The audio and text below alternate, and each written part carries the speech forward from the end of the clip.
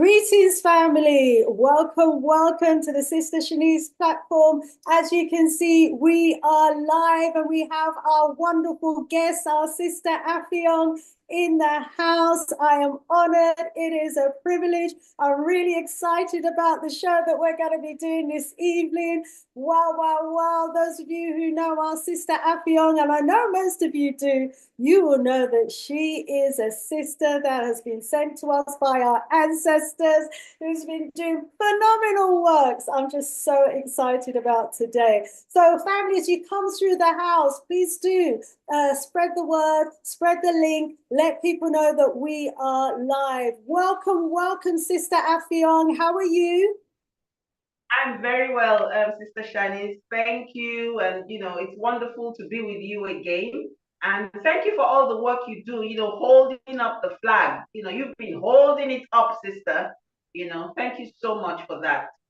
Oh, thank you so much.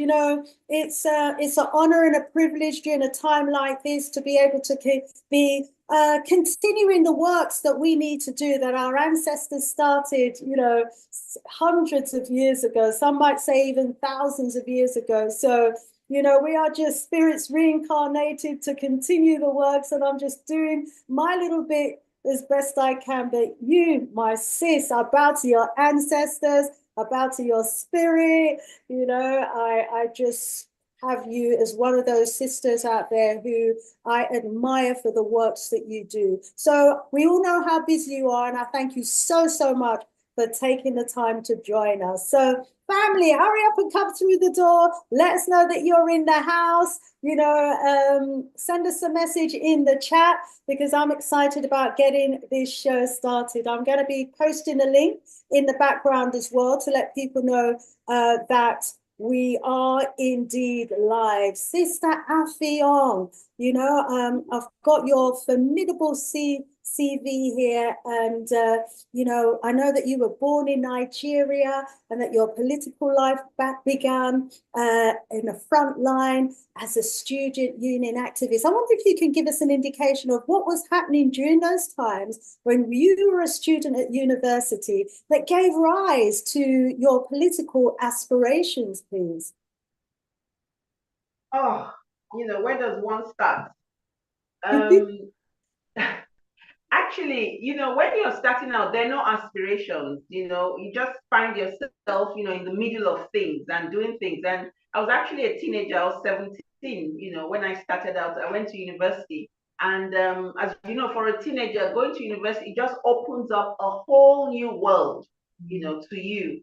And, my first university was at the University of Ibadan. So that was the student union of the University of Ibadan, here in Nigeria, one of the states. Actually, that's the first university, our premier university. And so I went in, as a young person, and I came across activism and, people speaking up, trying to represent the students. We had a student parliament. It was just an amazing life, and being, intellectually engaged, debates, discussions, students' welfare, representation. So that's how I started as a student union activist. And since 1983, I've never looked back. And of course, it's just developed as an adult, to now being, a middle-aged woman. I was going to say an old woman, but let me pretend I'm not an old woman, so I'll say middle-aged. Oh, awesome. Because I know there's a lot of young people who are listening now. And, we know from the activism that's happening right now on the continent that there are a lot of young people who are concerned about their future. They're concerned, that unless they get involved in politics, maybe, there won't be a future for them. So, what you share with them about your early days in activism, I think is going to be putting them in the right pathway for a future that involves them having a say about, how life turns out. So really excited about all that you're going to be sharing. Now, just going to give our audience a minute or two to come through the door. Come on, family, let us know that you're in the house as well. As you can see, I'm just ready to go, and need to be firing the links out there as well. My sis, before we get into the, really real discussion of the show today about our great Kwame Nkrumah and all that he stood for, his accomplishments and his vision, and we begin to analyze the extent to which, his vision is materializing and where we are with that today. I mean, is there something that you might want to share with our audience before we get on the road to our discussion? I'm really not sure what it is. But I think for me, the thing that drives me when I wake up in the morning is how much our ancestors did with so little compared to what we have today, and that drives me and that motivates me and it indicts me, that we have so much more than they had, but we appear to be doing so much less than they did. So if we only just begin to try to walk in their footsteps, just try to walk in their footsteps, that's where I get my motivation from, that's where I get my push from. And of course, there are, specific ancestors that we could choose to be our own particular guardian ancestors, For me, spiritually, it's Mbuya Nehanda, from Zimbabwe. And obviously people, especially our young people, should go and Google this information and look for it. Mbuya Nehanda of Zimbabwe, she was the spiritual leader of Zimbabwe and she led them in their liberation war. So for me, that's a spiritual motivator. Now, politically, for me, it's Osajefo Dr. Kwame Nkrumah, there's just so much about him. And, he was also so human, but also so multiple and so complex, And then there are, warrior leaders like Dessalines, from Haiti, there's Winnie Mandela from Azania, South Africa.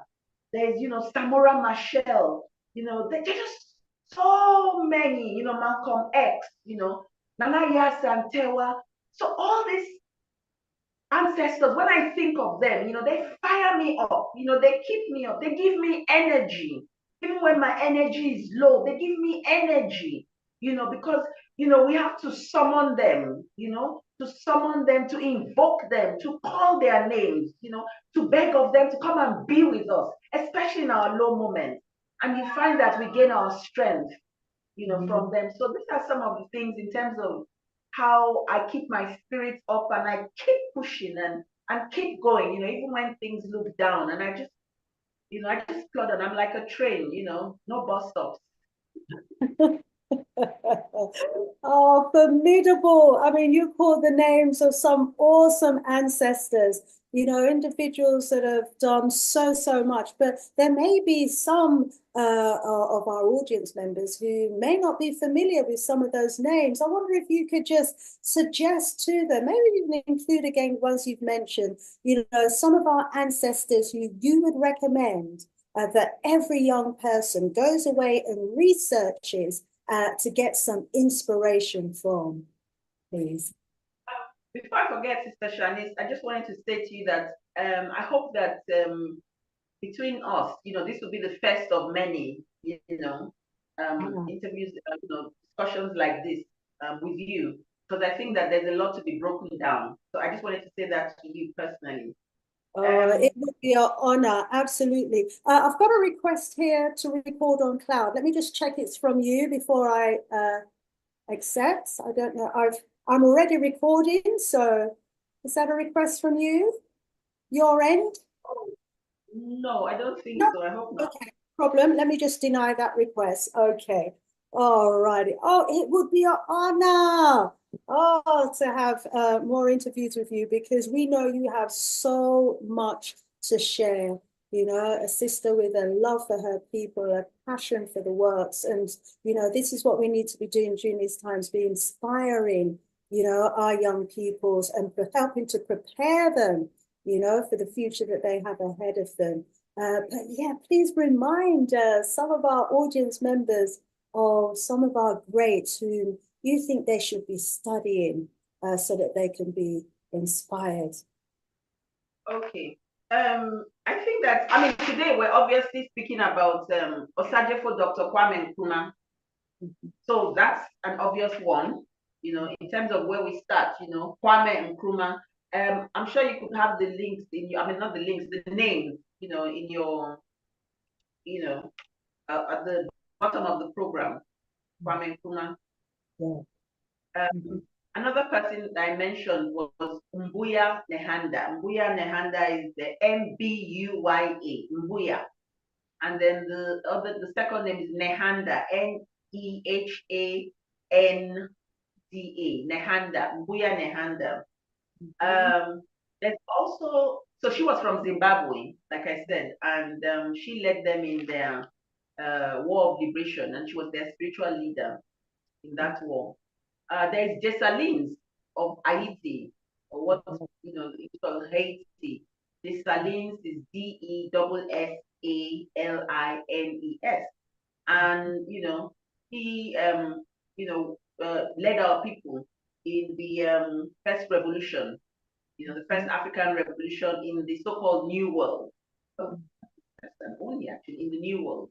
There is Samora Machel of Mozambique. That was another very powerful African leader. There's Malcolm X. I mean, these are people that we know. So maybe I should speak more about some of the names, that we don't know. We also know Nomzamo Winnie Mandela. I think it's important for our young people to go and read their biographies, to read about them, because you read their stories, you read their challenges, you read about their victories, you see their humanity, you will know the things, that our ancestors had to fight, and the forces, that we had to go against in order, to push our struggle forward to what we have today. And therefore, it means that whatever is outstanding is our own work, to do. I mustn't forget Queen Nzinga of Angola. That's another powerful warrior queen. She wasn't a ceremonial queen or a queen just on the throne. She was a warrior queen. I'm wanting to call people who were actually engaged, in actual battle and struggle, for us as a people. These are some of the names, we'll come up with more as we go on. If you want to. Wonderful, wonderful. Thank you so much, and all of the names that you've just mentioned there, who you were inspired by, I must say, I've been equally inspired as well by those greats, because, as you say, when you read their stories, we realize, the sacrifices that have been made for us today. And, there are many of us that just take the little bit of freedom that we have today for granted. But if we read their stories and their history, we begin to realize that a great, great price has been paid and a lot of blood has been shed for our freedom. So family, do not take the little freedom that you have today for granted. Rivers of blood have been shed, so that we can even just walk the street, travel, and have the little bit of freedom today. So we ain't got the chain around our neck and the chain around our ankles and our wrists, family. So the job that we've got to do today now is to free ourselves from that mental enslavement, because although we have been liberated physically, we're going to hear today through the works of the great Kwame Nkrumah, some of what he had to go through in order to liberate his country. But now we need to liberate ourselves mentally. So we've got our sister in the house who's helping and going to be contributing towards those works. I'm just posting the link to some of my WhatsApp groups, and then I'm going to go into the chat and interact with our audience. So families out there, drop us a note in the chat. Big up our guests for me. I want our guests to feel welcome. I want our guest, Sista Affiong, to feel at home. Yeah, so send her some messages in the chat, okay? Okay, you're back. I got a bit worried for a moment. As you know, our sisters on the continent, and we're just hoping, that the power lasts throughout the show today. Otherwise, I'm in trouble. We might be in trouble. Okay, let me go to YouTube now and see if I can see the chat and see what some of our family members in the house are saying. Yes, I can see we've got quite a few messages already in the chat. Want to rise up, Sister Vanna in the house saying greetings one and all. Welcome, welcome. Kwame Aboje is back in the house. Welcome, Black Kwame. We missed you a couple of strongs. He's saying, Hotep, my family, it's good to be back. Nkrumah never dies. Indeed. And he said that Kwame Nkrumah is the greatest Pan-African leader and hero of all time. Rise up, Brother Kimani in the house as well. Good to have you in the house. He says, yes, Nkrumah inspired Lumumba, Cabal, Mugabe. Yes, indeed. And, you know, and this is what we've got to do. And this is why it's so, so important, family, you know, that whatever gifts and talents you have been given, that you utilize it, you know, for the betterment and the upliftment and the furtherance of us as a people. Because by you doing what you're supposed to be doing, you don't even realize that you could be inspiring someone else. And our sis is going to be inspiring me, and I'm sure inspiring you today. So rise up, each and every one of you. More messages from our brother Kwame and brother Kimani in the house. So let us know. Sister Afrijamo is in the house as well, all the way from Ghana. Rise up, Sister Afrijamo. And Kwame is saying that Nkrumah met Malcolm X twice in Harlem and in Accra.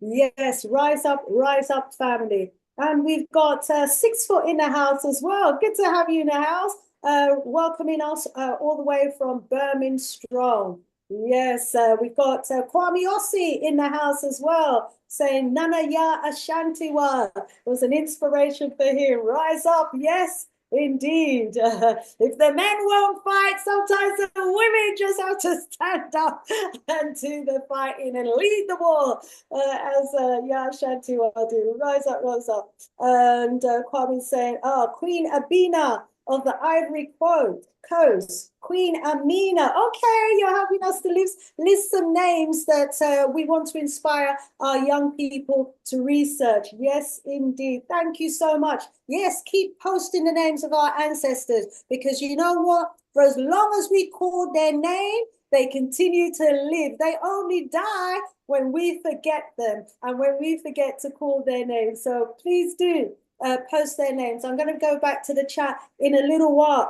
Sister Afrijamo is rising up the 3 kings of the Sahel. Yes, indeed. We've got to rise up those 3 kings. And I'm sure, you know, in our conversation today, you know, we will, of course, talk about the 3 kings of the Sahel region. So, family, let's get going. Let me introduce our wonderful, beautiful guest who we've got in the house today. Our sister Affiong, born in Nigeria, started off her political career as a frontline student union activist in the University of Abadan, where she graduated with a BSc Honours degree in political science. So if you haven't decided what degree to do, maybe do that one and you might become as politically active as our sister here. And she obtained a 2nd degree, so not even 1 degree, you know, family have to do 2 degrees. She obtained a 2nd degree in law from the University of Lagos, where she developed her work as a student leader and political organizer in the Students' Representative Council and the National Association of Nigerian Students, the umbrella organization of the student movement.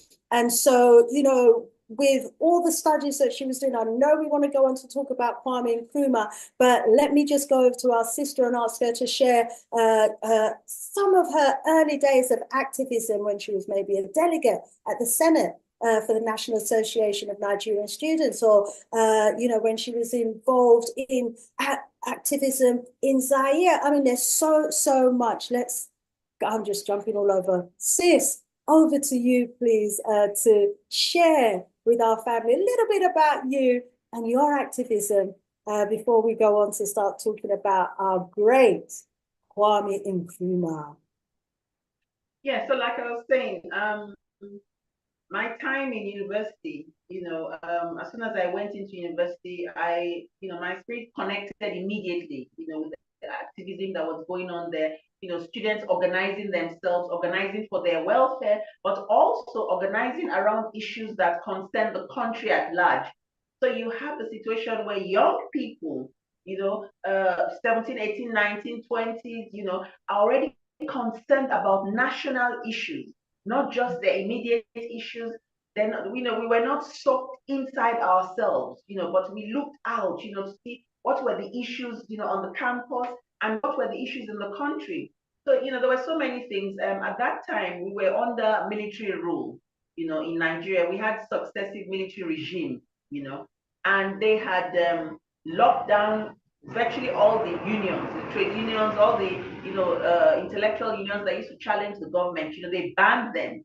But the student union, even when they said they banned us, we said, well, you can't ban us because you didn't establish us. So there was that spirit of resistance and rebellion and organizing, and it was all over the country, from one university to the other. Our networking was extensive, with other young people. Young people were on fire, young people, but not just doing things, but also thinking.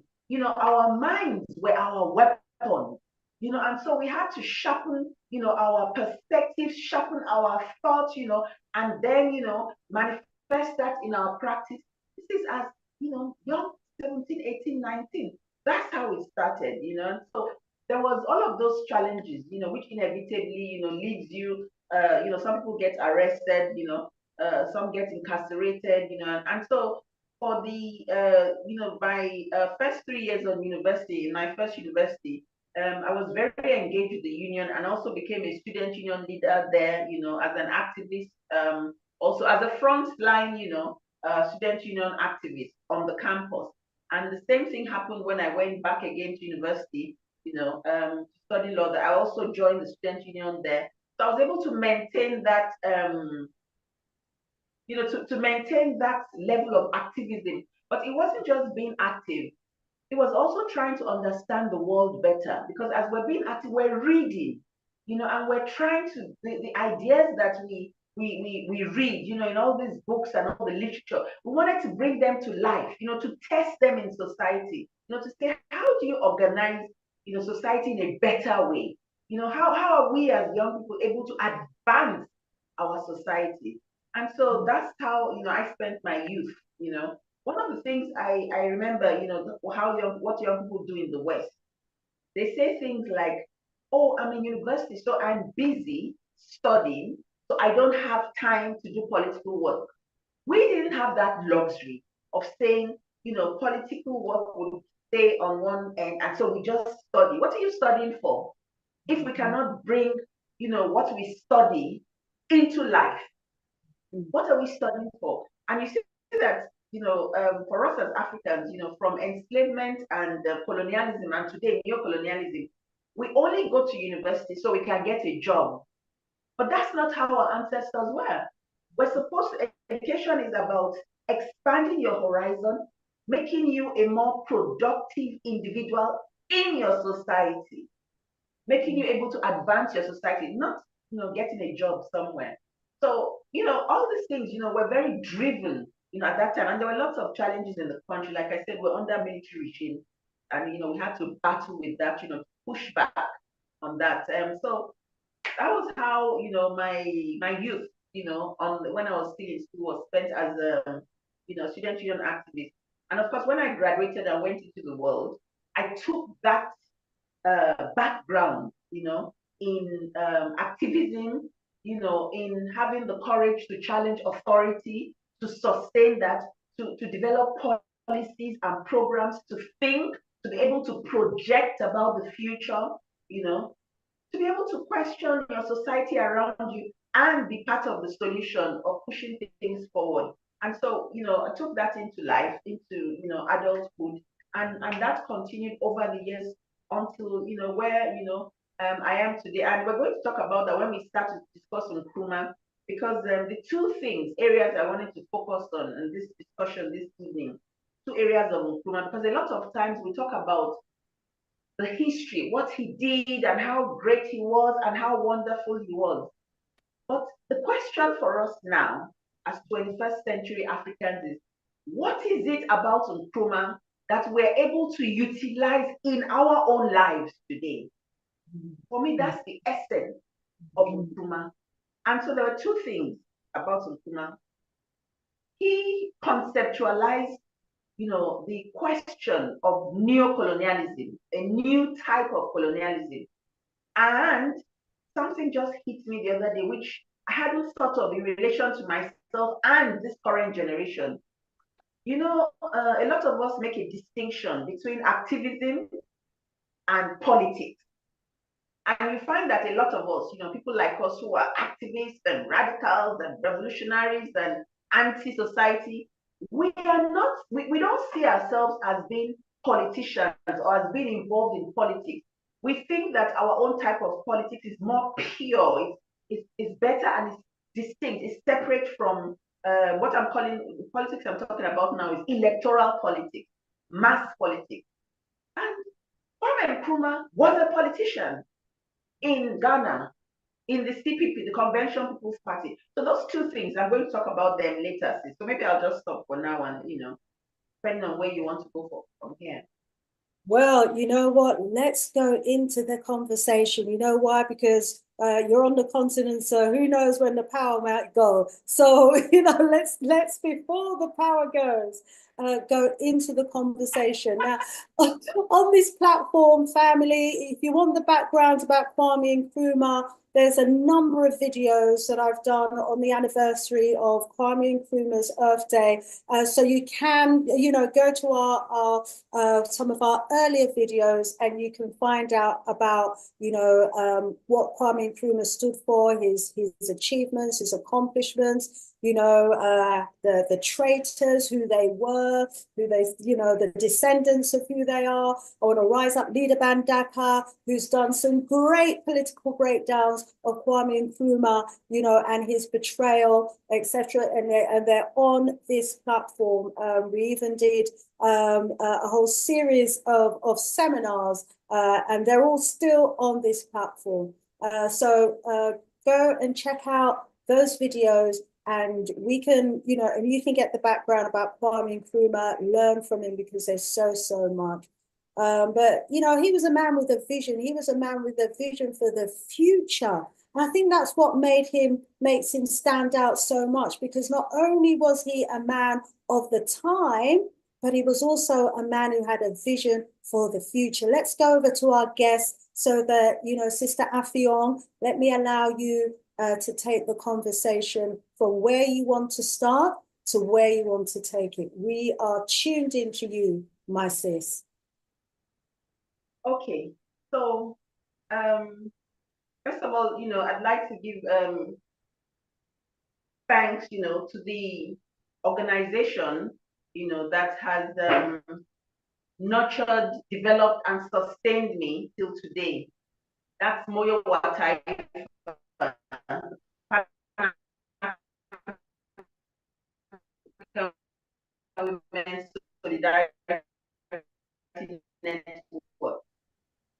So the first thing to say is that it's extra. Sorry, my sis. Like mine. You froze for a little while. So if I can ask you to rewind and just give credit to the organization, because it froze. So we didn't quite catch what you said there. Yeah, so rewind and come again, please. Yes. I wanted to give, to speak about, the organization Moyo Wataifa, the organization, I belong to, that I said, that had nurtured me, helped me to develop and sustained me, till today. Belonging to an organization is essential for us.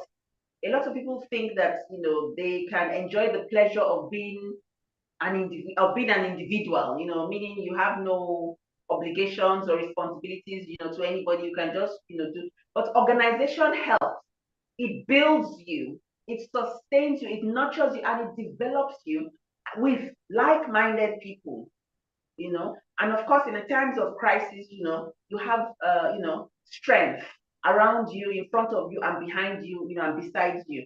So Moyo Wataifa is a Swahili word. It means heart of the nation. Moyo wa Taifa, heart of the nation. and it's a Pan-African Women Solidarity Network.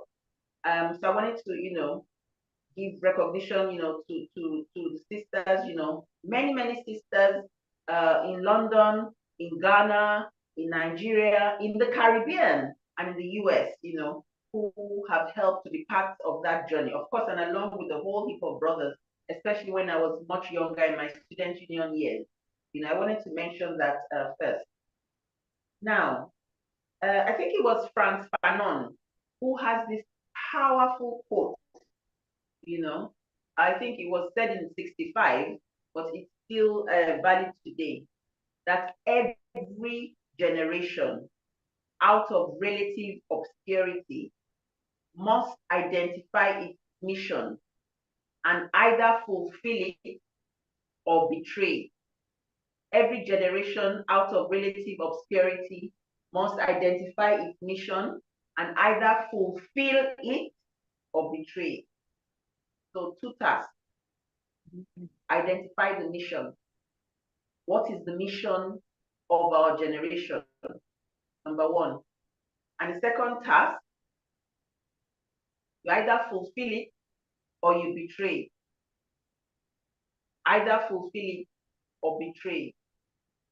So those are the questions that remain, before us as individuals in our minds, privately, and as a people generally. So now let's come back to Nkrumah. Nkrumah was able to identify the mission of his own generation. And the mission of Nkrumah's generation was to defeat colonialism. You see? And that's what he worked to do, to defeat colonialism. Once upon a time, in all of Africa, except 2 or 3 places, we were colonized. That's colonization is slavery on the continent. Slavery, the first part of slavery was about taking people out of the continent, uprooting us and transporting us, like cargo and like merchandise across the Atlantic and across the Sahara. That was slavery, enslavement.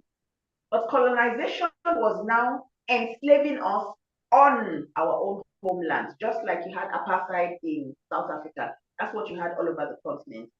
And it was Nkrumah, with others of his generation that were able to chase Europeans off this continent and allow us a space to even breathe as Africans on our own homeland. So he did the first thing. He identified the mission of his own generation. And then the second thing, did he fulfill it or did he betray?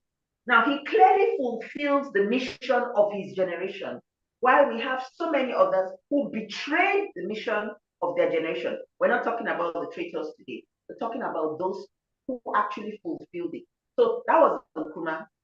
Identified colonialism, defeated colonialism, organized to defeat colonialism. And in defeating colonialism and being able to chase them out of Ghana, it opened the pathway like this for so many other African countries to do exactly the same, because they were able to defeat the mindset that said that, oh, you're Black people, you cannot defeat, white people on your own land, you cannot fight for your own liberation. Nkrumah was able to, show that to be false by his practice, by his life, and by his achievement. So he was able to do that. Now, that's why he remains,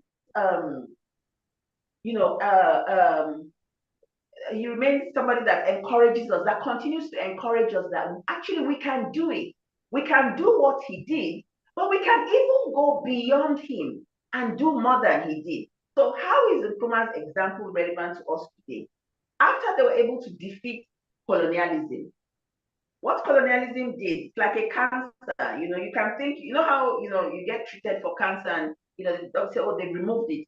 But then there'll be, some still, embedded in your system, and if you're not able to zap them all out, they then begin to grow again and they come. So the cancer of colonialism still remains, or still remains, in bits and pieces. Therefore, that's what we now call neo-colonialism, a new type of colonialism. So we are still, as we speak today in the 21st century as Africans, we are still under the enslavement of neo-colonialism. And what is neo-colonialism? What happened was, and I'm sorry, I don't have, I would have loved to show something practically. So what happened was that Nkrumah they were able to chase, the Europeans away, and then Africans took over. But unfortunately, in most of our countries, it was just a superficial takeover in the sense that they didn't change the system, the operating system. So in the phone, for example, I could change my screen, I could change the back cover, I could, do this and that. But there's an operating system inside the phone that it doesn't matter which cover I have, what color the phone is, blue, black, green, white, or how beautiful the screen is, or whatever. If the operating system is not changed, this phone remains the same. So that's exactly what happened to us, that we're able to change the covers from white to black, but the operating systems got left in because of the hassle of even changing the cover, so to speak. Even just the struggle to defeat colonialism, it took bloodshed, it took warfare, it took rebellion, it took people's lives. It was just amazing. So now we are left with the system embedded in our societies, in our educational system, in our culture, in our legal systems, in our economics, of course, the ultimate, in our religion and our mindset. Nothing has changed. If nothing more, we are deeply embedded,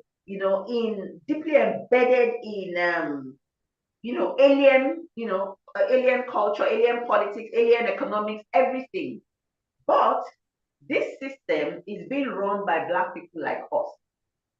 So all over Africa, we now have a neo-colonial ruling class that is just as criminal as the colonial ruling class that we chased away.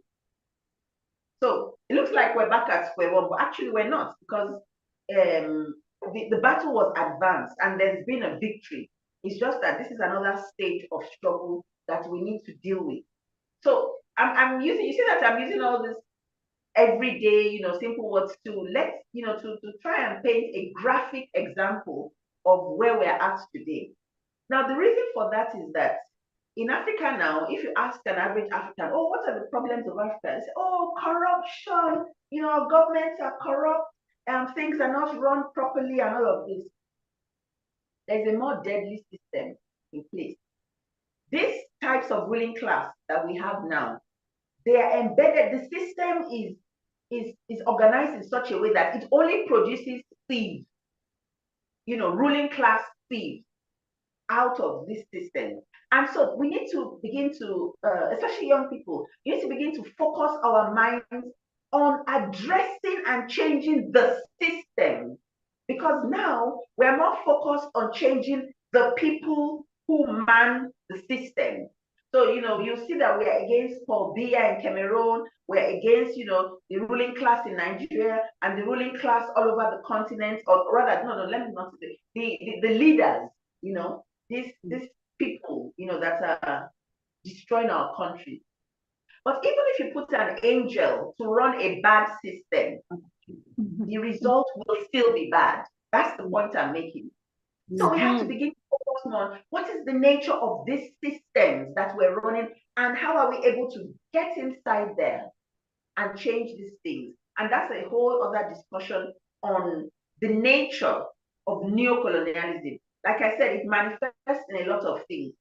Through our religion, through our legal system, through the bastardization of our culture, the corruption of our culture, the corrosion of our culture, the invasion of our mind, the how we bring up our children, how we organize our societies, how we conceptualize the world.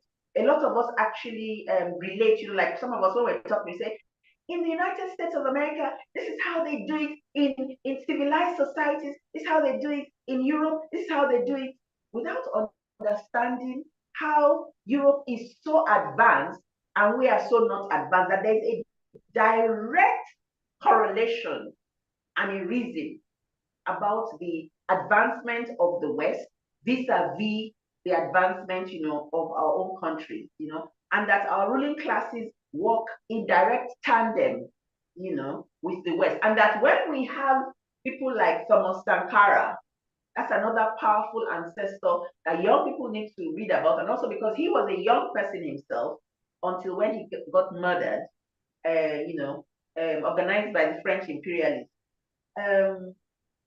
When we have young, people who want to change our societies, they get assassinated. Same thing with Nkrumah. He was taken out by a CIA coup in 1966 in Ghana, So, and that's a whole history in and of itself. And I must, at this point, Sista Shanice, stop and give some words of appreciation and gratitude to Elder, what's his name? The elder that came on your last program, the elder from Ghana that came on Elder Achaba, Elder Achaba Adesebo. Ooh. He's just, and he's been doing that work, consistently so, for many, many years, to help raise our consciousness. So that's, I wanted to say that. So anyway, so this issue of neo-colonialism, it's a long, deep thing that young people need to take more cognizance of.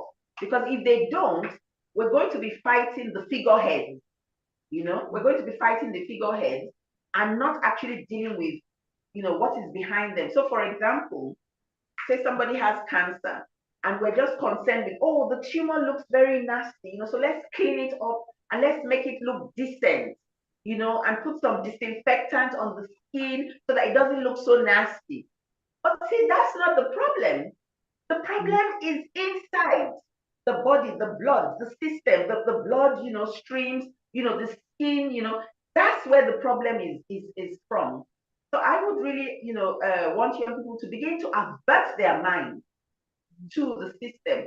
And as far as Kwame Nkrumah was concerned, for him, the solution was a Pan-African, approach to our issues.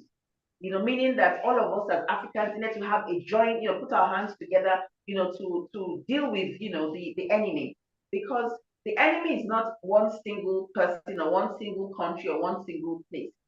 Look at an organization like the North Atlantic Treaty Organization, NATO. They come together, as a single powerful force. Look at the European Union.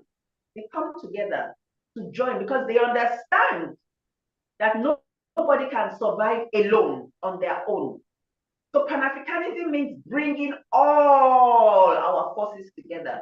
And our strongest force and strongest asset is our people, us, you and I, Africans all over the world. And when we talk about Africans, we're speaking about each and every one of us who is of African origin on every continent on this earth as we know it.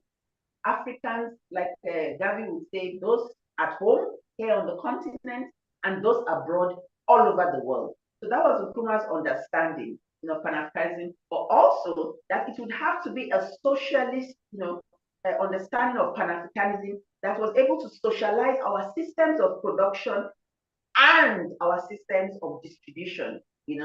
That's another, discussion. But there are two things he identified. First of all, the question of African liberation, genuine liberation, and secondly, the question of African unity. Because, for example, Ghana got their independence, so that's Ghana. So Ghana could just say, well, I'm done, I'm free, I just get on with it. But he had the foresight to know that if Ghana attempted to face, imperialism alone, Ghana would be defeated. And so Ghana's aim was to turn back and bring along all the other Africans in a Pan-African force, to come as one people, which we are, because the forces that oppress us, they come as a joint force, from all over the world. So that was Nkrumah's understanding of Pan-Africanism, and it was for the purposes of liberation first, and consequently from that liberation, unification, and that the one goes with the other, that they were inseparable. There were two sides of the same coin. Now, the question is, how did he then try and do that in Ghana? Because there are issues around the question, of power. And this is where we come. All the things I'm saying, discussing now, I'm not discussing about what he did for historical purposes. I'm discussing about how we utilize these things for our own purposes today. Because first of all, if you're addressing an issue, the first thing you've got to do is to understand the issue, to comprehend what you are facing. Because a lot of us on the continent, well, let me think about the continent. One of our major, in fact, I think our major weakness is that our minds have been split into little boxes of ethnicity. So we're all located in each a little box that we all assign ourselves to. This is my own ethnic nationality. And then apart from that little box of ethnicity, we also have another little box that we fit ourselves into, we squeeze ourselves into, this box of religion. So you find Africans from the same place, same whatever, hostile to each other on the basis of ethnicism and religion. And it has wreaked so much havoc. And of course, that is how the colonizers were able to, build their strongholds on us, because they would whip up emotions and say, oh, these other people, they're against you, so we're going to defend you against them. And they said the same thing to them. And of course, the same thing with religion. You have Africans slaughtering each other in the name of their understanding of gods, from other lands, the understanding of God. It's just, the problem is in the mind. So it's this thing of really to break it down, to break things down, for us to understand that our destiny lies in the same boat, in terms of going forward. So Nkrumah was able to break down, all these illusions, that we have, and try and get us to see what we have in common. That if we had let's say if we had 22 differences, that we had 222 similarities, which we need to work on, which we need to develop in order to advance, our societies. Now, one of his main ways of doing that was through politics.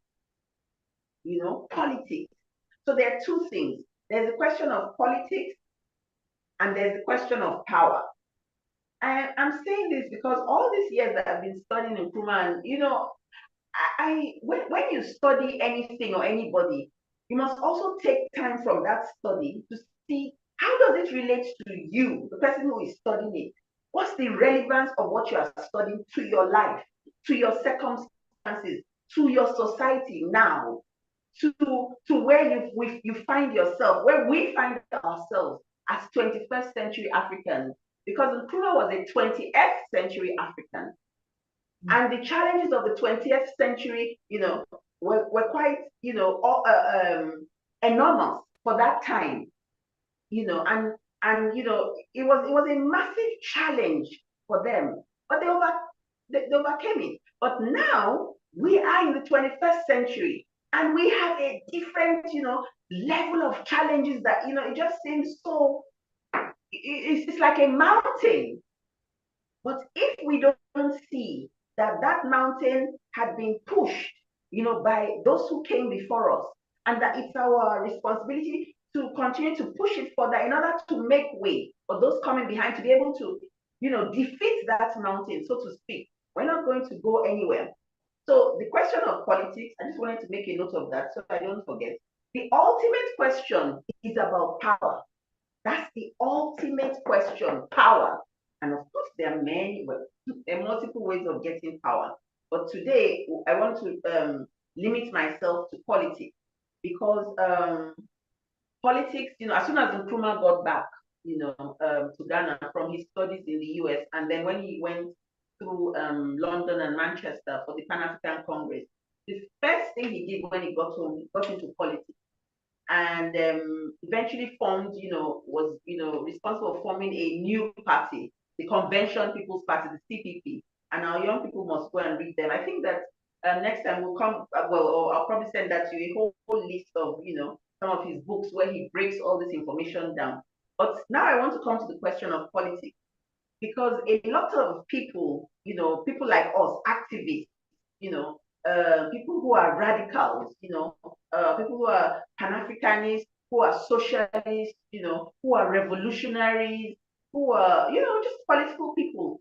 We shy away from politics, and the politics I'm talking about is electoral politics, mass politics. We shy away from it because it's so dirty and treacherous, and this is how we see it from the outside.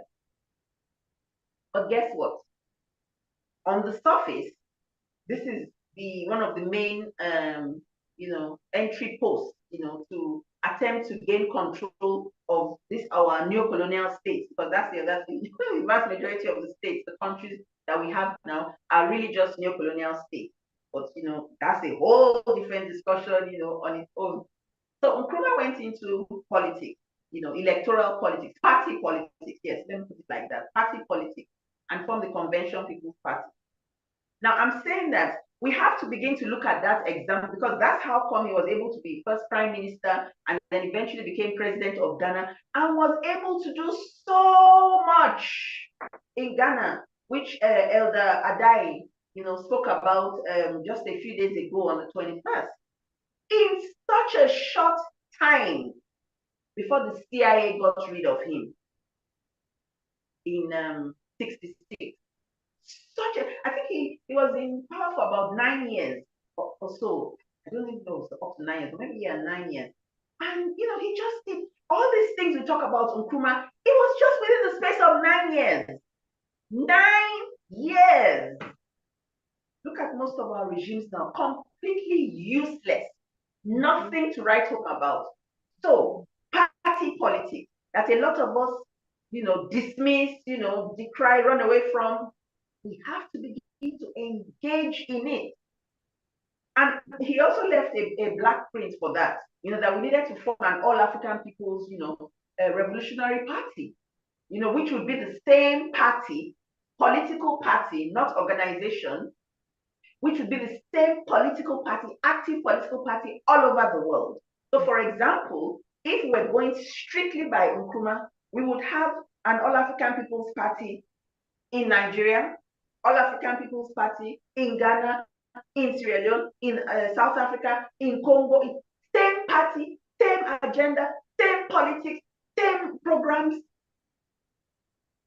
everything leading up to African liberation and African unity. I'm saying this to say that we must begin to occupy political space now, wherever we find ourselves. We must begin, because you imagine this is what our people look up to. Who is in power, who is this, who is that. But also, I don't suffer from the illusions that, if you get into, this neo-colonial states, you can do magic. We're going to have addressed the issue of the system. Now, there are other options to power. There's revolution, and that is a valid option on the table. The question is, how many of us are organizing for that, organizing towards that, or even have the courage to talk about it, or to organize for it, or to prepare for it?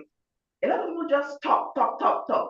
It takes some serious work, and a lot of work would have to be on the ground. And revolution has to be, you prepare for what needs to be done, and then the day after, you take over.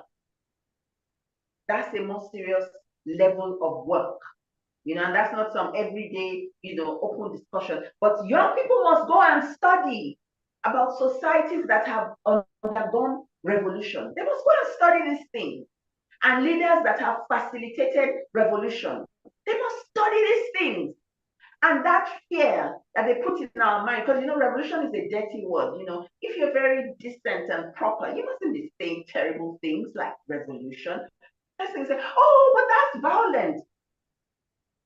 When babies die in hospital from diarrhea, from malaria, from accidents on the road, from no medicines in hospital, from armed robbers on the street, like the women in the Congo being raped every day. That is violence.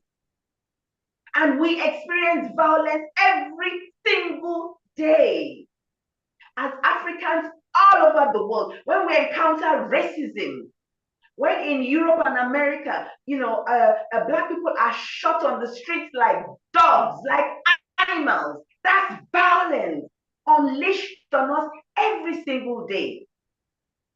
What's the response? Here on the continent, the response is, God is in control. We're looking up to God. It's so frustrating. Africans is like, we want to build a tunnel and go into the ground. Terrible thing about imperialism is, if you build a tunnel and go into the ground, they will come after you to ask you for taxes, to give you an ID there in the tunnel, and to regulate what you do inside the tunnel. There's no hiding place. And this skin, this is our passport. This is forget about the color of any passport we hold. This here is your passport. For good or for ill, this is your passport. This is your passport. And you know the value of this passport. We are going to have to change the perception and the value of this passport. Even here on the continent, if a white person comes and a Black person comes, Black people will still tend towards the white person. Because like they say in Ghana, if you wake up in the morning, you go out, if you see a white person, you've seen God, just come back. Like if you're going to church and you see a white person, you don't need to go to church. You've seen God, just come back home and go back to sleep. He's still here in the mind. And of course, that most of us aspire, those of us on the continent, our whole aspiration is to go abroad. Because that's where there's wealth and life and welfare and a normal life. Not understanding that all that wealth is as a result of the extraction from our land. And that if we're going to change anything, we're going to have to fight to own the resources of this land. And we have two levels of enemies. Our own ruling class that looks exactly like us. They look like us, but they are not of us. They work on behalf of the imperialist ruling class, and also the imperialist ruling class who still holds, us down in bondage with the help of our own so-called leaders here on the continent. So it's a massive struggle, but we must understand the questions about power and politics. Let me give you an example, Sista Shanice. I hope I'm not getting it was in 2020 when we had the SARS uprising. I hope my dates are correct. Yeah. We had the SARS uprising, here in Nigeria. And the young people, and somebody should correct me if the year is wrong. The young people, they were so full of energy and determination, that they were going to challenge the state. Now, unfortunately, because the vast majority of them had not studied or read or been conscientized, they didn't understand the nature of the state. The state is not just the government in power. Whether it's government A or government B, it's irrelevant. There's a state that is there continuously. And so what did the young people do? They thought that if they held up Nigerian flags, that the army, the politicians called out the army, not the police. In the West, you don't see the army at all, because an army is only for external battle. In Africa, the army is here to oppress the people. That's another discussion, because the system has not changed. They see the people as a hostile force. That's a colonial mindset. So the politicians called out the army to come and shoot young people protesting in the street. When the soldiers were coming, the young people thought, if they hold up, and I wish I had a flag, if they hold up, flags, and they wave the flags, that they would show the soldiers that they were young Nigerians, they meant no harm, they were not armed, they only had a flag, and the soldiers would not shoot them. And you could hear them say, just hold up the flags, hold up the flags. Look, I thought I would just die right there. And of course, the soldiers, uncocked their rifles and shot into the crowd because we still have a colonial system. They see the citizens as hostile forces instead of seeing external people as hostile forces. And so our young people died there on the protest because they did not understand the nature of the state.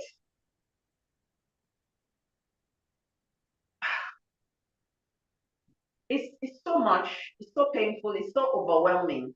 But I'm saying all these things that when we're not on protest, young people must take the time to study politics, study about power, study about revolution, study about democracy, study about party politics, study about all the different ways to exercise power, because there are many. I've just talked about two. There are multiple ways before we go out on the street.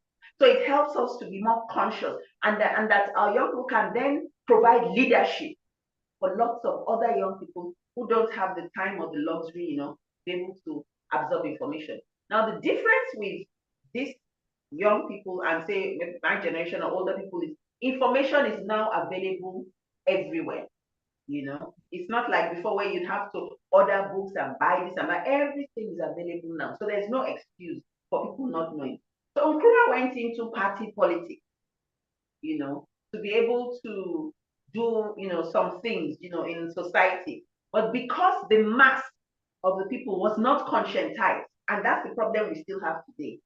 The mass of our people are not conscientized because the neo-colonialists who we have in government, masquerading as government all over Africa, use illiteracy as a weapon against our people. So they deliberately do not, allow our people to get education. Like here in Nigeria, the fees for schools are just, they've gone, off the roof. Really, it's so much money to be able to get an education. So of course, people give up, on that because you don't have money to feed. Where are you going to get money to go to school? So they made education become, like a middle class aspiration. It's not something that is available, for ordinary people. But that's deliberate. Because if you have a society of highly educated youth, you cannot continue this nonsense. The way we have it now, you can't continue it. So he went into politics. So I'm saying that because more and more of us must begin to engage politically with the masses of our people. A lot of times you find that those of us who are activists are just active, and we're activists, and it's very limiting. We need to engage with the mass of our people and look at the tension in the air and the excitement whenever there's an electoral cycle, like what's happening in the United States now. Everybody is interested in the political cycle, in the upcoming votes in the November elections in the US. In the UK, it just finished. In Nigeria, we had some recently. In South Africa, Azania, South Africa, they also just went into, just come out of elections. The whole country is on fire during elections. That's the highest, period of conscientization. And more of us need to be involved at those times, to be involved, to be engaging with our people and occupying the space. Because what happens is that we leave all sorts of opportunists and criminals to occupy the political space. And, a lot of people describe America as a democratic country. That's a joke. In America, if you're not a millionaire or you don't have access to millions of dollars, you could never contest for the presidential election. That is, and be on the ballot, because of course anybody could contest in your heart. But to be on the ballot, you either have to be a millionaire or you have access to millions and even billions of dollars. Is anything democratic about that? I think not. I think not. So we've got to fight to occupy the space and push back on the oppressive systems that hold the mass of people down. And this was what Nkrumah was able to do. He was able to do a politics that gives space, to ordinary people and their own aspirations, and their own agendas. because he understood the, question of power, that we needed to have power, to do things. Of course, imperialism was still able to defeat him in the long term, because unlike in a country like Cuba, where most of the citizens are politically conscious, and that's something, it's a legacy of Fidel that can never, ever be lost. That the vast majority of Cubans are highly politically conscious people. That's powerful. That's something that I think we need to work on in Africa, to attempt to raise the level of our people, the consciousness of our people to that of, ordinary people in Cuba. Because with that kind of mass, no criminal can come and fool, most of them that, oh, I'm from this ethnic group, so come with me, or I'm from this religion, so come with me, which is the situation we have here on the continent, that people are swayed with ethnicity and with religion, and a few other things, of course, with resources. So I just really wanted to really harp on that, these issues, and maybe I'll just round up now for you to come back, with questions, that you specifically, would like to ask, or maybe questions that have come in from the audience. Wow, thank you so much. My family, what an opening there. I've learned so much. You've given me, such a different perspective on politics, because, like there in Nigeria, similarly here in the UK, on the whole, the vast majority of Pan-Africanists do not engage in the political system. It's like we bonfire upon it, but we don't engage in it. But as you said, that's where the power is within the system and the structure of society as it is. And as you're pointing out, that is the route that Kwame Nkrumah took. He organized on the ground to get involved and to get elected and to take over the political system so that he could make all of the changes that he did. We've got a huge job on our hands if we're going to look to go down that road, because what we also are up against today is the way that the media is used to give so much airtime to their politicians. In most countries, you probably think there's only two political parties, even if there are others who are standing, and would make better presidents. But I know that they've been firing in the chat, sis, but wow, you have already fed us well. And, we need to be thinking about how we go about doing that work of conscientizing our young people. So, they are correctly directed in the way that they need to go, because there's so much bravery amongst our young people, so desperate for change, crying out for change.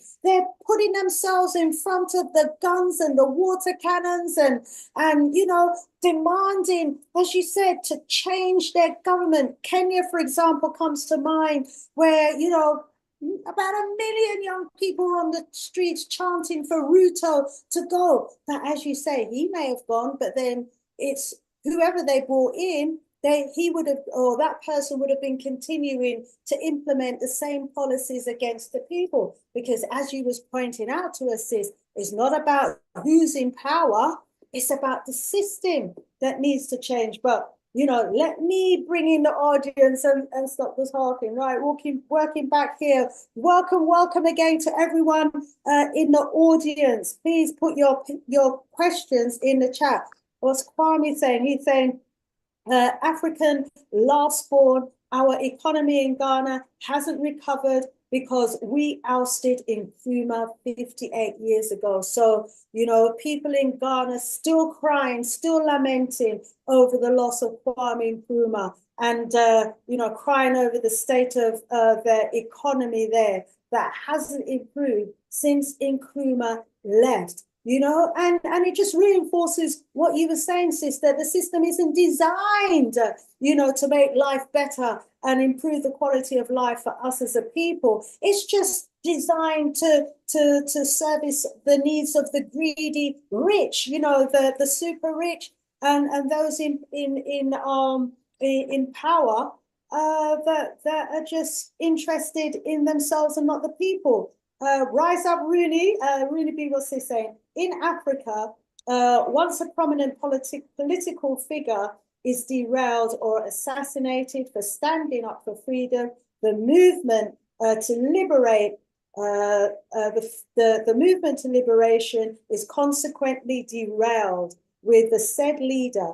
We have a societal problem. Sis, I wonder if you can address that because, you know, okay, we've done the work. We've raised the level of consciousness on a grassroots level. We've managed to get, you know, an Nkrumah type person with a vision of for Nkrumah elected. You know, we think of ones like Magafuli. You know, they come in, sis, and you know, Rooney is just reminding us of the wicked ones out there who are prepared to assassinate these leaders. So, you know, there's more to it, isn't there, than just electing, you know, these leaders. How do we protect them?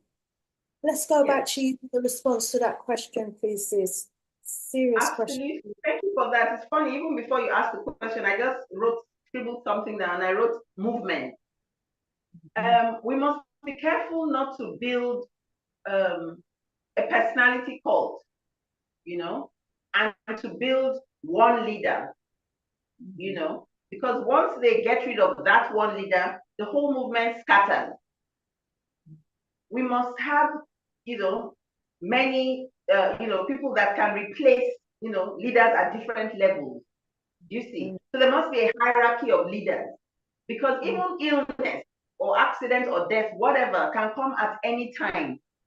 And that's why the question of developing cadres, you know, cadres are young people that come that, you know, you train and you raise, you know, so that once you're off, there are many people that can replace your space. And the space, as they replace your space, others behind them come and replace their space, and others come and replace the space of those who replaced you. That's the power of a movement. You see, that, you know, and that's the movement, and that's much more important. But a lot of times we fall into the trap of single leadership. You know, one big leader at the top, and then everybody else is looking to that leader. So easy. And you see, they always do that. They just get rid of the leader at the top. Story finished, everybody goes home. But if we had those who would take over immediately, step into those shoes immediately, the movement continues. So that's the one thing. The other thing, and it happened here in Nigeria, I don't know about other places. Young people now think that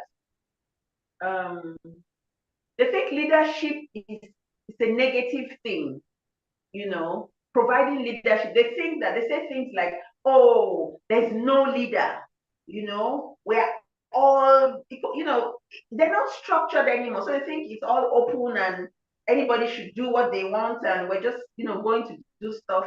Things need to be a bit more organized, you know, in terms of even just thinking, policies, structures and stuff, so that we know that this is plan A, this is plan B, this is plan C, and this is plan D, E, F. You know, so leadership is a whole issue in and of itself, Sister Shanice. But my answer to that is that movements need to be built, and a movement is a mass force. You know, like Garvey, he built a movement all over the world. I remember in those days there were no telephones. At least they couldn't organize, but they had to write everything. If you wanted to connect with people in other countries, you had to write to them.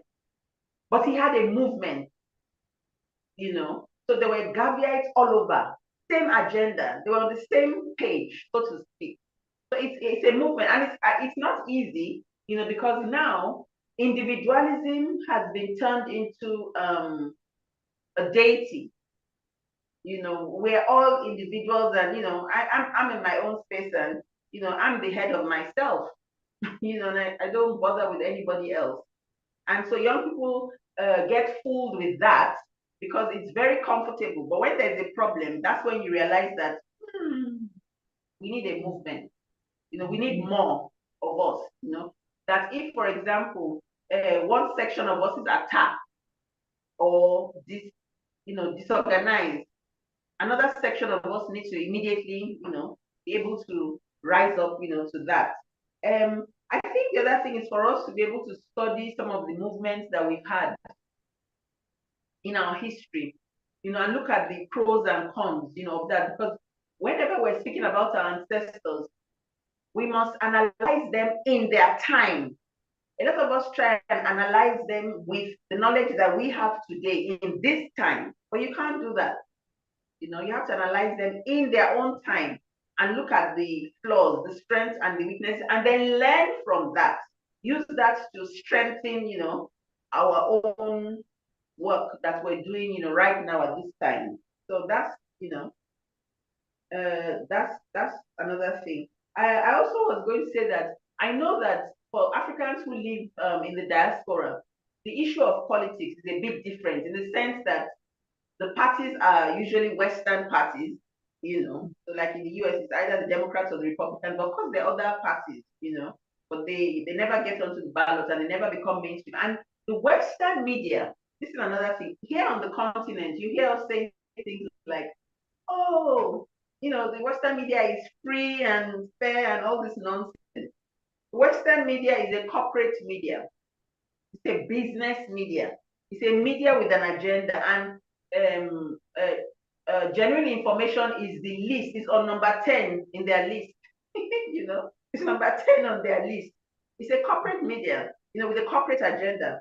So we have to have our own media, just like what you are doing, Sister Shanice. Because if you were working, for example, for any of these major broadcasters, you would never be allowed to have these types of programs, on their platforms.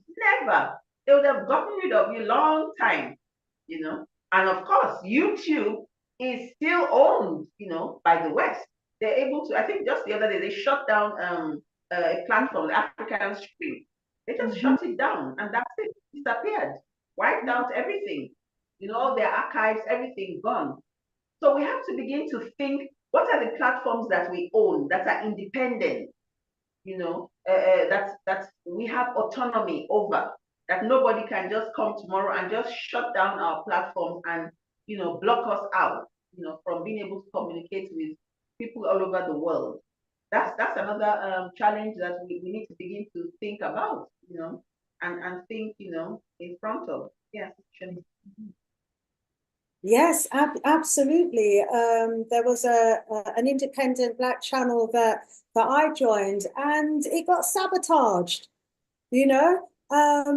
And this is what they do. They are in our business and are trying to, and they're sabotaging and interfering in our organizations all along the way. But as you say, we've got to learn about all of this from our history, and hence why history is so, so important. Politics and getting involved in politics for a lot of us, it's a huge shift because, I know growing up over here, in the UK, a lot of us have been told, oh, don't get involved in politics, stay out of politics. We've always been told to stay out of politics. And so not many of our people have actually grown up, with an incentive to get involved in politics. But as you're rightly pointing out, it's where the power is. And it's so critical that we do get involved because it's where the decisions are made, it's where the resources are concentrated, etc. And it's one of the major ways of getting involved and making a change. So family, especially to the young people out there, get involved in politics, understand, politics. It's so relevant.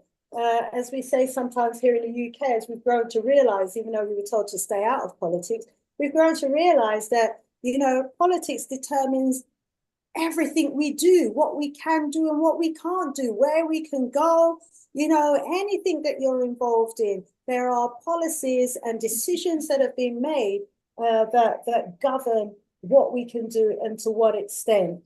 You were talking about the All African People's Revolutionary Party, and that there should be one, in every country, I mean, it would be brilliant if we could get something like that off the ground, you know, with the same agenda. That is in the spirit of unity that Nkrumah was talking about. And we see, let's bring in here the three kings in the Sahel, you know, moving towards unity. They have taken power.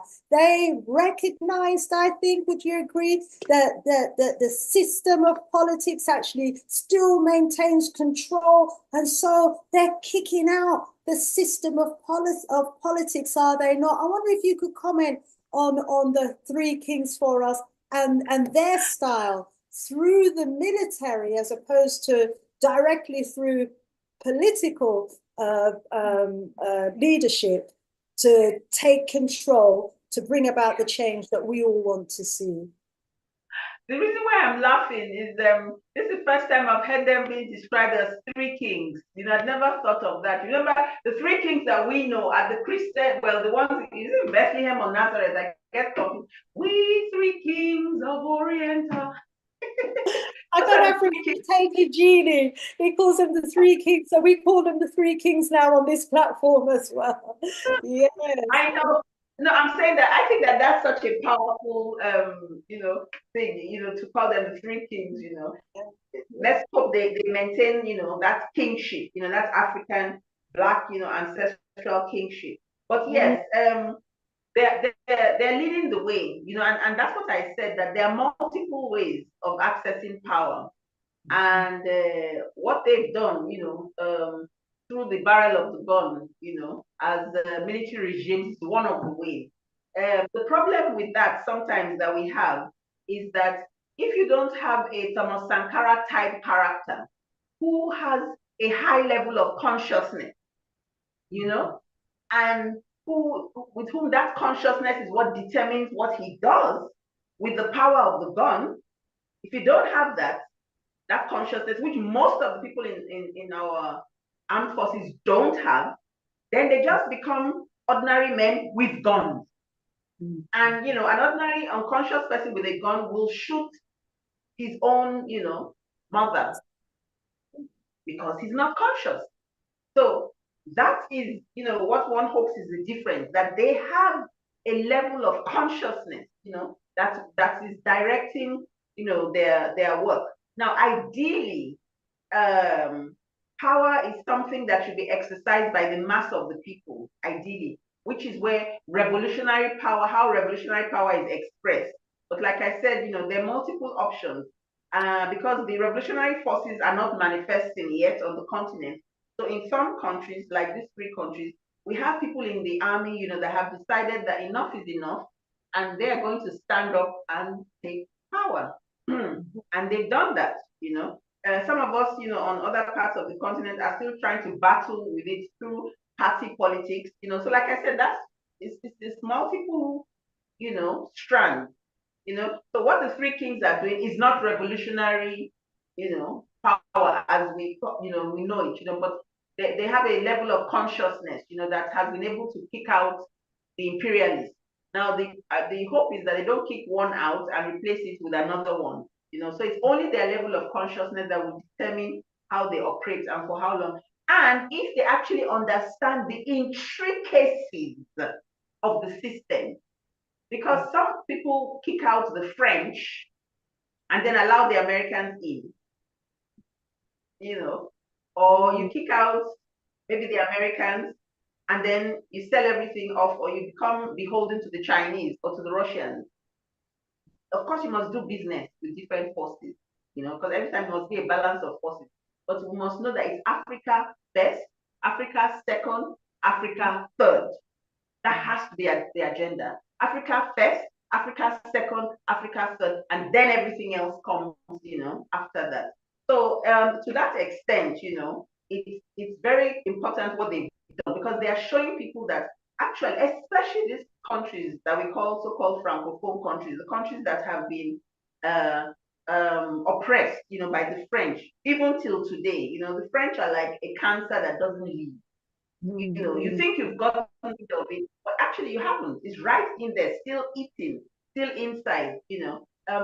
What they're doing is great, you know, in terms of how they're trying to regain control, you know, of the resources, you know, of their lands, you know, and attempting to change the people's mindset. But it's how far that goes or how deep that goes, and the balance of forces there, that they mustn't also hold the people down. Because for those of us on the outside, we might be looking from afar and say, oh, it's great, these three kings, they're doing great stuff.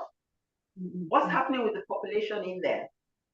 Are they advancing? Are they happy? Are they free? Are they engaged? Those are also crucial questions, so that we're not looking at these things with a level of romanticism. We're being romantic about, this takeover. We're being romantic about the fact that the French have been kicked out. That's wonderful. That's a fundamental achievement. That's major. And hopefully the other imperialist forces there. But that's not enough. Ultimately, the people must be the ones that have power. Power belongs to the people, not to the people in charge. So you see, like Sankara, when he was in power, he also made sure that he was conscientizing the people. He constantly made sure that he was conscientizing the masses and carrying them along, especially the women. He was, really saying different things about women, that society needs to look at women differently, and, just, directing the society in a different way. That's very important. So I haven't studied enough, of the three kings in the Sahel, like you say, that study it with a microscope, to see what's happening there, and what's not. But certainly, it thumbs up for even, rising up, having the courage to rise up, because their lives are on the line, and their lives remain on the line every day that they remain, in leadership. That their lives are on the line. I wanted to say something. Even as I speak about political power, political power as in electoral power, I need to be clear that I'm being, specific about the nature of power that I'm referring to. I don't suffer from any illusions, and I'm not selling people illusions that, oh, once you get into government, everything changes. Because like I've said, it's a system that is entrenched. So if you're not clear about that, you think that once you get into government, you can just, wave your hand and change everything. The system has to be, uprooted, so to speak, in a lot of ways. So there are a lot of things, there. And of course, the system is like an Iroko tree. The roots run deep. Anybody that knows an Iroko tree knows that it's not a tree you cut and think that, oh, you've cut it and that's it. The roots are probably as deep, as how much the tree is on the surface. So we mustn't have illusions about party politics, but certainly move in to occupy the space, to open up more space for the people, to try and get things done, and for our people to see that there could actually be an example that is different from the norm, for them. So that's what I would say about the three kings. And I hope that at some point, Sista Shanice will be able to mention the appeal project we had on, which is why you invited us on, in the first place. Yes, indeed. We'll come to that straight after. But yeah, thank you so much for commenting on the three kings there. Absolutely agree with all of you, what you said there about the importance of them bringing the people along with them. And also, very importantly, they need to empower the people to do for self, and to provide them, as I've seen one of the kings doing, with the equipment and the tools. And what's got to come next as well is the training that's needed in order to enable the people to build their own towns and build their own communities. That's going to be absolutely critical. And we know that for them, it was essential that they kicked the French out to be able to do what they needed to do. When we move towards a place where, say, we're getting involved in electoral politics, to what extent can, changes be made without maybe removing some of those oligarchs and some of those, super rich, the bourgeoisies that they all talk about, who are the real powerhouses behind the scene. And as you was talking, I was also thinking about back in the days of the trade union movement and how the trade unions used to use the people power, strikes and protests to disrupt the comfort that these super rich have, to be extracting the resources and to continue with their economic privileges. Because, from where they're sitting, they probably don't care that people are protesting and being shot at on the streets, as long as they keep making money, as long as the resources keep leaving the country, as long as, the gold and the diamonds is getting on the airplanes and on the ships and on their way to the factories. And so, in there as well is another powerful way, to bring about change, to disrupt their means of accessing the resources, their means of their resources leaving the country. Probably can't even talk too much about that really, but I'll just drop that there as another powerful way, because that takes me back to the plantation. That takes me back to, the study of our revolutionaries who managed to get our freedom. They made life extremely uncomfortable for those people who were the invaders in their country. And when they felt they couldn't sleep in their bed comfortably at night, they decided that they had to go. So, it's time for us maybe to make some people not feel so comfortable. But Sis, you good there? You good? You're involved in some wonderful projects. I actually came across an exhibition that you were involved in as well. It's a Women's in History exhibition. I wonder if you could tell us about that, please. Such a beautiful piece of work, and the time's gone so quickly, and there's so much more to talk about on the politics, so much more to talk about on conscientizing our community and changing the mindset and having that collective mind. But I'm so glad you said that you are willing to come back, because let's leave that for now. Let's go over to maybe talk about one or two projects that you're involved in, because you're not just theorizing about what needs to be done. You're doing works on the ground. And one of the works that I came across was this exhibition. I wonder if you could, share with us, please, what that exhibition is all about and why it's important for you to feel that you should be putting your time and energy into this exhibition. Yeah, so what it is we had set up a GoFundMe appeal, for some support, because we wanted to ship, our exhibition from the UK, to back home here to the continent. And it's a massive, very physical, and expansive exhibition. So we've had a GoFundMe appeal out, and thank you. By the way, I haven't said, thank you so much, Sista Shanice, made a generous contribution to that. And not only did you make a contribution to that, you then asked, if we'd like to come on, your program to talk more about it, so that others would also hear about it. And thank you very much for that also, because those are two different things. So the title of that exhibition is The Hidden History of African Women.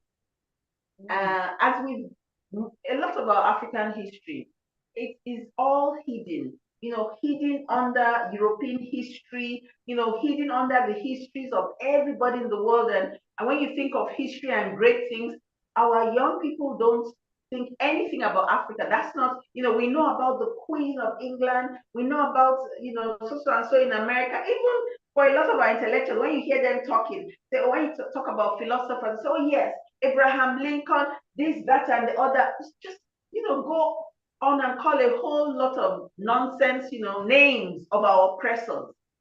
And I had to challenge one of my colleagues. I said, give me a name of one African philosopher. And he was stuck. He was stuck. Even most of us. What's the other one? Socrates and this and that. And we go on and on. Black people. We know everything about Socrates. We know everything about Abraham Lincoln. We know everything about the Queen of England. We know everything about everybody else. That is the colonization of the mind. It's an attack, it's a traumatization of the mind. So I said, tell me one African philosopher. No, we don't have any. This is an intellectual person, and it was being serious. It made me so sad. Anyway, so if you talk about African women and you ask an average, somebody will say, oh, tell me, who are some great African women you know? If they're young ones now, they'll probably tell you of some people who work in the IMF, who work for the United Nations, or, basically people that have a profile and a stature on the imperialist, platform. People don't know about our own history. And I think I'd have to come back another time to be, a specific thing just dedicated to African women, this hidden history of African women. So we thought we would set ourselves to eat and dig and dig and dig and look for, our women, the history, and bring that up. Because if you know the history of African women, as an African woman yourself, it strengthens you. It gives you power, spiritually, mentally, intellectually, every type of way. To know that your ancestresses did this, and they were women just like you. So we looked at women from the continent and women from the diaspora. I'm not sure I want to, go into all the details, but that was the thinking of that. And we produced an expansive, that had women from the Caribbean, women from the Americas, women from Latin America, women from Europe, of course, women from Africa, women from the East, African women of African origin, from all over the world, ancient, the historical, and then the contemporary, the liberators, scientists, warriors, queens, powerful, women, African women. And I'll tell you something, Sister Shanice. When the exhibition, the first one we set up, where we the first place we traveled. First place we put it up was in Brixton, and I'm sure you remember our offices in Brixton, on the high road. And we set up in a gallery, and women would just come in, both women and men. But we used to watch everybody's reaction to our exhibition. And you would see women would stand in front of one of the exhibits for so long, just because they were soaking it in. They were soaking it in, and they were not just soaking in the information, but their spirits were connecting with whichever woman's information they were standing in front of. And they were like, wow, I didn't know this, I didn't know this, I didn't know this, that, and the other. The hidden history of African women. And the same can be said for all the different facets of our society. There's also the hidden history of African men. There's the hidden history of African warriors, that we don't even know battles that have been fought by our people. We don't even know that women used to go into war in Africa, because right now women are, it's just an object, it's just something, the people you utilize, and even women will tell you, oh, we are the, how do we describe ourselves? We're the weaker sex. Yes, that's what women say. Yeah, because this is what men say. We're the weaker sex. But in centuries gone past, women were in war. Women were full-time soldiers. Full-time soldiers. African women. Feminism knows nothing. Feminism, they just came yesterday. We've been womanists for centuries.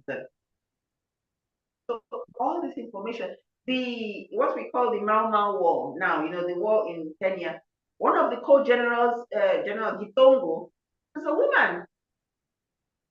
She was a field marshal in battle. Josina Machel, the first wife of Samora Machel of Mozambique, she died at the age of 27. That's when she died. Just like how Malcolm X died at 33. For her to have died at 27, you can imagine what she had done with her life. And she died on the war front. She used to wear her gun, because she was involved in the Revolutionary War, for Mozambique when they were chasing out, the Portuguese colonialists. She would wear her AK-47 on her shoulders, like it was a Gucci bag. That was her own Gucci bag. The way we wear the Gucci bags today and all these other designer bags, that was her own Gucci bag, her AK-47. In her 20s, she was in the forest in Mozambique, fighting a guerrilla war against the Portuguese. Josina Machel. Our young people must go and, her name is spelled Josina. Josina, Josina, and her surname is Machel, Machel. She died at 27. She was killed at 27 by the Portuguese forces. But she lived, in the forest as a guerrilla fighter. There's so much we don't know about ourselves, us, these African women, that were soldiers in centuries gone by. Today, we get attacked with domestic violence and this and that. Soldiers in war. We had our own barracks, our own platoons, all females. And of course, I think there was a recent movie that attempted to portray a bit of that. I think it was The Woman King or something, if I'm not, and maybe you remind me about the correct Woman King. So anyway, there's just so much, and we'd have to speak specifically, about that. And even for us, as researchers and historians, digging into this information, bringing it out and looking for the best form of presentation for it, to inform ourselves. Even we were, it was like going into university, just doing this research was like a university process for us. So we had that, and the exhibition traveled. It was in the UK, it was all over London, and then it went to the Caribbean, we went to Trinidad and Tobago, and I think St. Vincent. And where else did it travel to?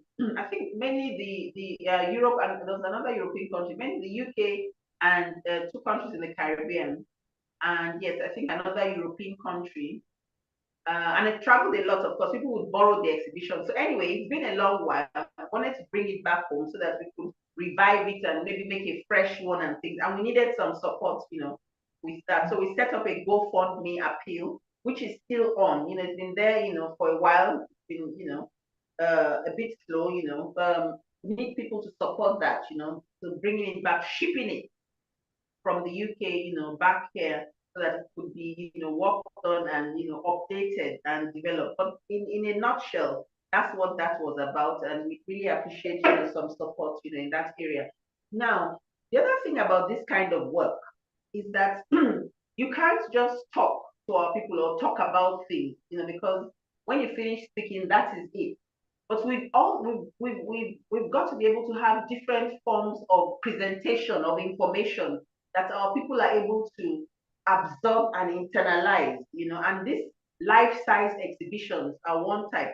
We also did another life-size exhibition like this on Osanje for Dr. Kwame Nkrumah during the centenary of his birth in 2009 in Ghana. And that exhibition was massive. It was set out at the mausoleum in Ghana. And people came from neighboring West African states and of course all over Ghana, to look at the exhibition because it stayed there, for I think about 2 years or so, even after the centenary. It was there for a long time, and then we had to pack it up after that. So we try and do that type of work where ordinary people are able to interact with the information, because if everything is just in a book, people who cannot read are not able to access that information. But when you put things up in life-size exhibitions, people are able to absorb the information and the knowledge of that and can also visualize, the message that you're trying to put out. And that's what we do with our exhibitions, and we're just trying to mobilize, some more funds to be able to try and start up, some of that work.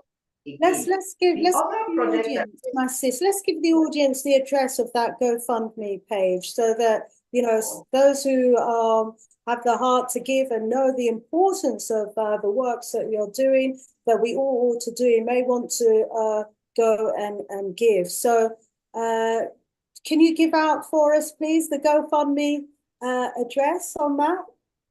think that, yes, I think that if you put in your Google, thingy, GoFundMe, it's one word, GoFundMe, and then if you put slash Njeri, Njeri, so GoFundMe slash, and Sister Shanice, if you have a thingy, you could try it there. I don't have Yes, I'm words. Maybe looking I'll now. I've got it up here actually. What I'll do, let me copy the link and post it in the chat. Let me try and do that. yeah. So if we do GoFundMe, one word slash Njeri, and Njeri is spelled Njeri, N for November, J for Junior, E for Echo, R for Revolution, and I for what? Yes, Njeri. So it would come up automatically if you put it like that. And of course, like you said, it's in the link. So yes, we'd Yeah. really appreciate some support, on that. Of course, family. I've just posted the link in the chat. So everyone, if you can click on that link, please just make sure that you've got that link in your browser so that when we close, you've still got that link. So please go to the chat, click on that link, bring it up in your browser. So that, after the show, you can make a donation. Every little will help because, we've got to do this sort of work for ourselves. We can't expect others to do it for us. It sounds like an amazing exhibition. Oh, I so wish I had seen it when it was going around the UK. The hidden history of African women, and the work's been done. The exhibition exists. And people on the continent need to see it. It's also, when you go to GoFundMe, it's called Help Us Ship and Repair Our Exhibition from UK to Nigeria. Just imagine if this exhibition was just to inspire one person who turns out to be an Nkrumah of tomorrow, or a Sankara of tomorrow, or of tomorrow, and this is what these exhibitions have the power to do, to stir up that interest. Imagine a mother bringing her son to the exhibition and the son looking around and just absorbing the images of some of these great women who have been, done exceptional things, and wow, if these women can do it, I can do it too. Imagine, I can be a great fighter for our people. Because, and as you were saying throughout all of the conversation today, it's about raising our level of consciousness and level of consciousness of our young people, conscientizing the mind. Because once that's done, then whether you're in the military or in politics or in government or in business, wherever you are, in your right mind as an African. And as you're saying, it's not, we can't just leave it all in the books. That's why we've got to talk to our people, do the exhibitions, do the presentations, do the shows, to talk on radio, have these discussions. We've got our works to do, family, and we need you to support. We really need you to give to this exhibition because the works of our Sister Affiong is phenomenal, and we must support the works of greats like our sis here. No, sis, all I can say, if you're involved in it, I know, it is for our people. It is for, the betterment and the upliftment of our people. And I just can't stress enough to our family, please go and donate. If you haven't got the money to donate, click the link and share it and encourage your family members and friends to donate. It's on £866 at the moment. And our sis needs to raise, I think, about 5,000 to get that shipped over. So, we've got quite a way to go. So if everybody gives a little, then that's how we will be able to get that exhibition on the continent where it needs to be right now. Wow, just imagine all of those women, those young, all the girls in these schools and the women in the universities, getting that information that you have already researched and put together. But let me zip it there and allow you to come back, my sis. But I just have to have a little word there with the audience about, you know, that exhibition. Come on, family, give something today, okay? Thank you so much in advance. My sis, I know you wanted to tell us about some of the characters that you've done the research on in that exhibition, and I know there's so much more you want to share. We are 10 minutes away from the top of the hour, so let me allow you the opportunity to come back. Oh, okay. There was, we looked at, like I said, women from the Caribbean, women from the Americas, from Africa. So let's take the UK, where, you're in. Somebody like Claudia Jones, Yes. it's only older people that know her, sort of, but she was just an amazing person. She was from Trinidad, and she also organized in the US before she came to the UK, for example. And she's the founder of Carnival. Now, Carnival wasn't just for, gyrating and enjoying. It was a bringing together of our people in an African cultural space, an autonomous African cultural space. Again, and it wasn't something, remember that the authorities always want us to be dispersed and to be isolated, but that concept of having a carnival and coming together. But you see, carnival today has degenerated to where we think we're just going to dance and that's it. But it was dancing for liberation. It was a political, carnival was a political thing, so it was socio-political. So we're not just bringing up the women, but we're telling their stories and their agendas for African liberation. Because the one thing all of them had in common, whether they were from the Americas or from the continent, from the Caribbean or for Europe, was African liberation, the liberation of our people. Then, of course, you had somebody like Winnie Mandela, who most of us, know, because she was somebody in our own lifetime who dedicated her life, to the struggle, against apartheid for her people. We had somebody like Nana Santewa, from Ghana, the Queen Mother of the Ejisu Kingdom in Ghana, who fought, the colonialists when the men were afraid to fight, the men were exhausted, and they were about to give up. And Nana Santewa said, no, we're not giving up. If the men will not fight, we will fight, the women. And she confronted, the British and organized, her people. You have people like Sojourner Truth from the US.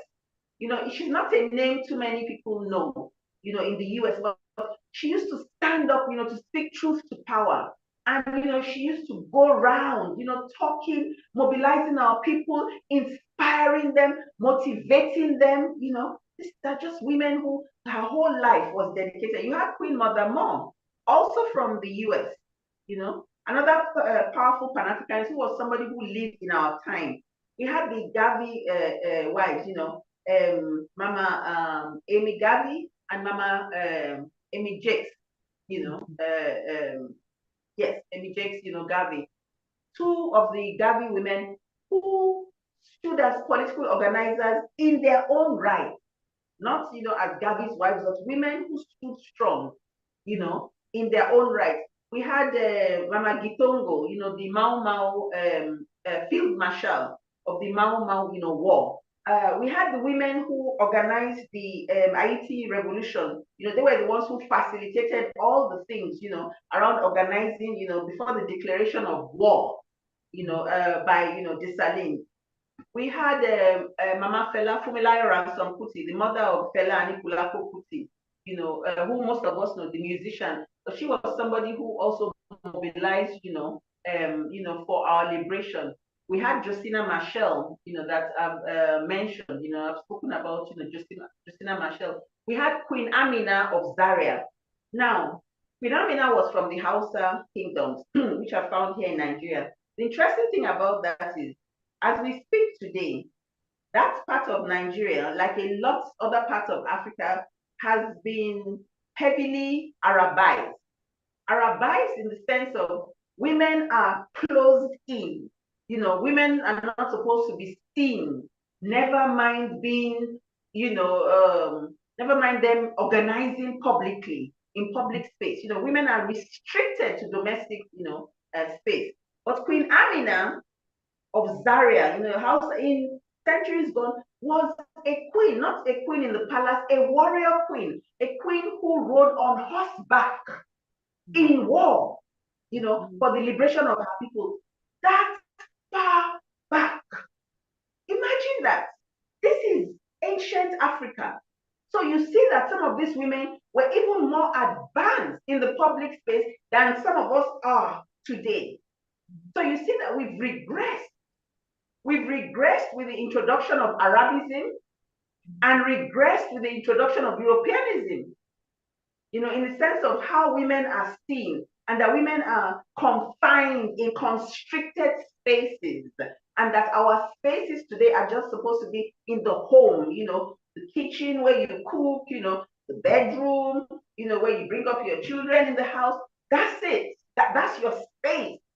But these were women who occupied public space in their time, that far back. No internet, no international connections, and there were lots of other, there was Leonie Abo from Congo, what we know as Congo, today. I think it would be the DRC of the two Congos, it would be the DRC, today. There was such a plethora, of women in different, phases of life. I remember another warrior queen. Of course, the queens from what you have as the Sudan, the Candaces, well, they call them the Kandakas. Those were other, warrior queens that we have, and these are things people can go and research. Then there was, I've just remembered her name now. It's just gone out of my mind, but I'll probably come back in a minute. But, there were just women from different, parts of life, like that, that we looked into their lives, and oh gosh, I almost forgot two sets of women, and some of the photographs are in front of me. Black Moses, Mama Harriet Tubman, the woman who from the US, who led, she used to free our people who were enslaved, so the nickname that she was given was Black Moses, Harriet Tubman. And then you had the Amazons. I had spoken of them in another context earlier, from Dahomey, who, like I said, were full-fledged female soldiers, warriors, full-time warriors, that go into battle, to go and fight. And their reputation was so fierce, that the king, they only sent the Amazons into the battle when it was a very difficult battle to fight, or when, they wanted to finish off the enemy, they sent the Amazons in, So African history, African women were just amazing. Never mind the scientists, because all this time I've been concentrating around liberation, There were the scientists, the entrepreneurs, there were women, from different facets. But this set of women generally are women who fought on the front line for the freedom of their societies, and their people. And I'm sure there are, quite a few names, that have slipped my mind, but it was so rich and it was so varied. I think one of the things we're going to do in subsequently, especially as we get, resources to do it, is to actually digitalize this exhibition. So have them, digitalized and put up, on the internet, so that there's permanent access to that information. And the same thing, hopefully, with the Nkrumah exhibition, because I think that's the best thing. Because now, you don't have to necessarily physically go around traveling. I mean, you can do that because then they can have, real life one-on-one engagement, But now I think it's time to digitalize them. So hopefully that's something that if we're able to mobilize resources for in the near future, we should be able to put them up, on the internet so that they're available, for generations to see. Yeah, Wow. that's the summary of the question. We thank you so, so much for your hard work, for your dedication, for your energy. We thank you for being with us this evening. You know, it's been wonderful, wonderful, you know, hearing from you. You've left me feeling so inspired, and I know that you've probably inspired everybody. I'm sure you've inspired everybody in the audience that's been listening today. We are at the top of the second hour. It's flown by so quickly. I'm so grateful that the power held out, you know, as well for us today, because we were worried that it may not have lasted, you know, because they have the power outages on the continent. You'll know how it goes, audience. So, sis, we so look forward to you coming back again. I just felt that that was just an opening, and there's, you know, there's so much that you've touched on that, you know, I look forward to hearing some more about. I certainly hope that I get to see that exhibition at some point in the future. But to everyone in the audience, I've seen your messages. You've been messaging quite a lot today, having conversation. Sorry I didn't get around to more of your messages, but you know, as you heard, we were just being filled and filled with so much enthusiasm and energy. I just didn't want to interrupt the flow. But let me say yeah, just, sis. yeah, just for 2 seconds. So two things. We'd really appreciate it if people go and help us support our work by going to the to the site.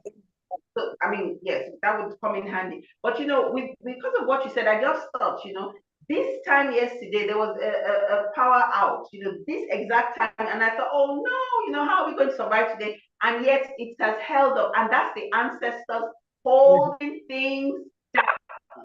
So we give them all the credit, to them, and thank you so much. Shay, yes, we do indeed. We thank our ancestors for the work that they do in the unseen world to help and assist us in the seen world. So I hope we've inspired more women to step out today. I hope we've inspired the men as well, to be more courageous, because we need you to regain the courage that our ancestors had. We need all of us. I too, we all need to regain that courage to be as great as our ancestors were during their time, during this time. So to everybody who's been watching us, thank you so, so much. Please go to the GoFundMe as well and support the works, yeah?